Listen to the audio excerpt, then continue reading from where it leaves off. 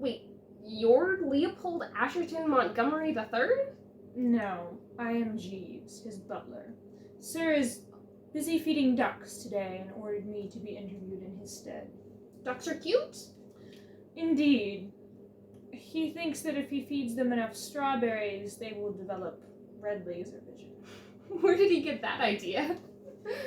I thought it would be, safer than his idea with the sharks. Fair. And so you would be Marjorie? No, I am not. In point of fact, no one is. I'm Serenity. I'm sort of a multi-purpose assistant to our lead interviewer, but since she's just gone, now I guess I have to do this? Ugh, it has not gone well. I see. Hey! So I guess this makes us both be team subs.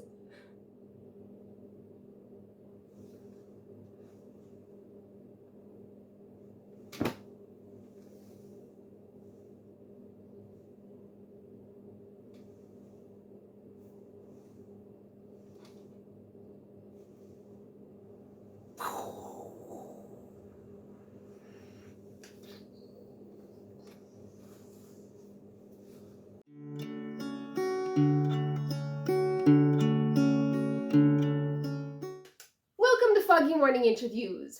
So, Jeeves, huh? Is that a first name or a last name?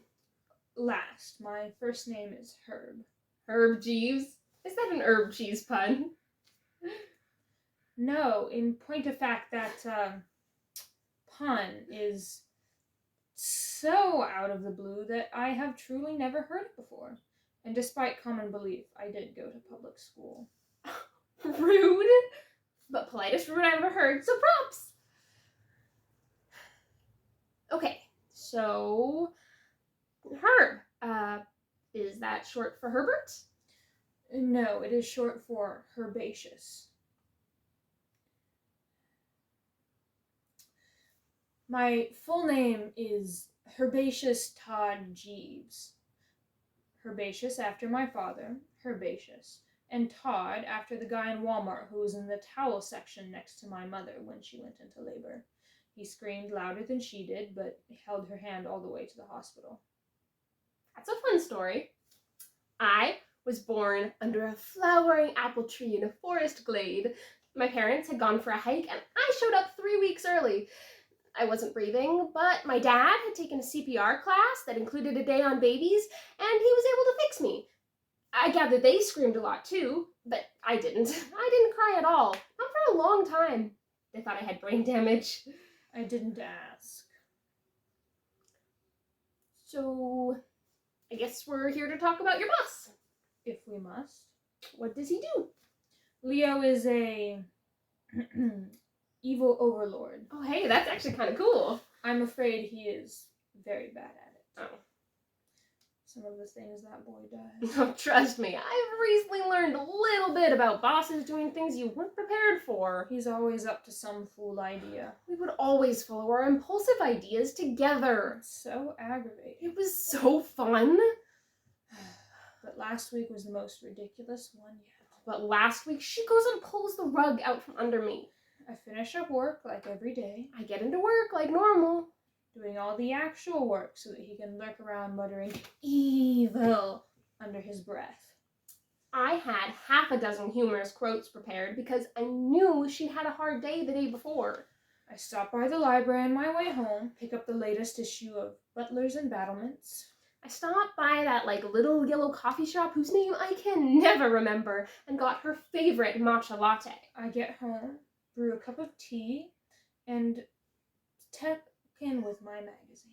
I get to work, I go to her dressing room, and she's nowhere to be seen.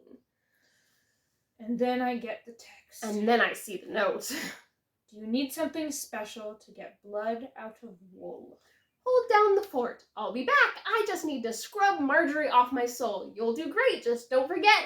And then there's a coffee stain. I ignore it, figure I'll deal with it later, and I flip to an issue about historical silverware cleaning. Coffee stain. What am I not supposed to forget? And then I get another text. She never even drinks coffee. Also, do you remember if we kept that dog whistle? At first, I thought it was a joke. I looked all over the studio, even in Bob's office. And I'm back in my car before I can even try my tea, half expecting to find him dead on the rug. It took me an hour to get out of there, and I had to drink her matcha latte and my quad shot espresso frappuccino just to keep from screaming When at I get him. there, he's fine. Crying over a rabbit the neighbor's dog dismembered on the rug, but other than that, in perfect health. Bob tells me that I have to do the interviews until she gets back. Oh, and also the interviewer pulled out, so now I have to find someone? So then I have to clean it all up, find him his teddy bear, and walk the dog back home. Luckily, my sister is awesome, and she let me drag her down to the studio on no notice. By the time I get home, it's so late I just fall into bed without even trying my stone-cold, untouched tea. But then it hits me that she's truly gone. She could have let me stay home. She could have taken me with her. It was my day off, and it's not like we're friends. I have to deal with Bob, too. I mean, not as much, but I thought we were friends. He just sends me an ominous text, and there goes my night. She just leaves me a cryptic note, and she's vanished. It sucked.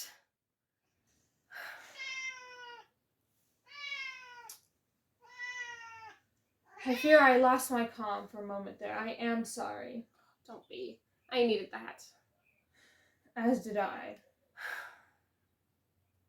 What's it like, actually liking your employer? Well, a couple weeks ago, I would have said it was great, but it turns out it makes it hurt a lot more when they ditch you. I suppose I can see that. Well, you can't hate him that much, though. I mean, you did call him Leo earlier. Oh, well, that is more in the lines of an acronym. For what? Lame, evil overlord. Oh, wait, aren't you worried he'll see this interview and know you said that? No, I turned the parental controls on all of his devices months ago. Why? He has a knack for finding things that will upset him. So you don't want to upset him, and when you thought he was in danger, you came running. Sounds like you might like him a little. If your definition of liking someone is simply not wanting them to die, then I fear for your friends. Wait, but... I am terribly sorry for the inconvenience, but I fear I must be leaving. What? Why? I just got another text from Leo. It said, "Do you know you can buy alligator food in bulk?" Do you have an alligator? We didn't this morning. Jesus, yeah, go.